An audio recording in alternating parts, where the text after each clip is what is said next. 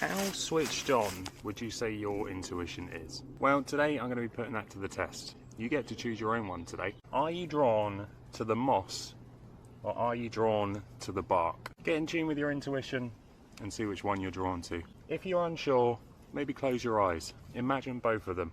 Which one screams to you the loudest? I'll just give you a second. Moss or bark? Now, if you were drawn to the moss, this is your message. You don't have to hustle in order for you to be worthy. Rest is also part of the path. You've been sold the idea that effort equals value, but the moss reminds us that even presence has a value too. And if you were drawn to the bark, well, this message is for you. You might need to create a bit of a boundary, and that not everything deserves access to your sacred space. This bark is a form of protection, not isolation. It keeps the tree safe so it can grow from within. I feel like I want to dig a little deeper into this. So what are the other messages that this is talking to me about?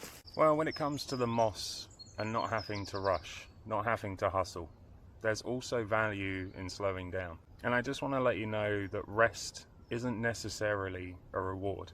It's more a sacred part of that cycle.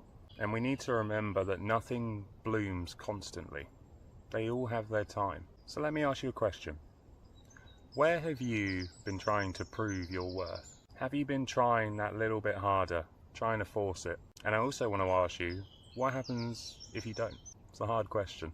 A really hard question. You may feel that you're doing nothing, not doing enough, but healing does happen quietly. And just remember that rest is not avoidance. It's more like sacred integration. Now, more about the bark. It's an interesting one, this one. We all need our boundaries and we all need our protection. And I just want to remind you that boundaries aren't a barrier to love. They're more like containers for it. A safe space where you feel comfortable, where you feel authentically you. And if you're feeling drained recently, ask yourself, where could I potentially be letting that energy get out?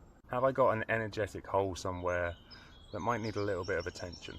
Not everybody should have access to that sacred space, that part of you that you keep behind the bark. But it's also not having access to your time, to your energy, to your inner vulnerabilities. You are a sacred space. Remember that. Not everybody deserves a voice at your table. And setting boundaries doesn't mean that you're cold. It means that you're grounded, rooted. Don't forget that. I hope you've enjoyed delving a little bit deeper into that intuition test for you today. I'm curious to hear what you were drawn to down in the comments, and whether those in-depth messages brought a little bit of clarity. Thank you for listening to your intuition today, and thank you for joining me. I'll see you in the next one.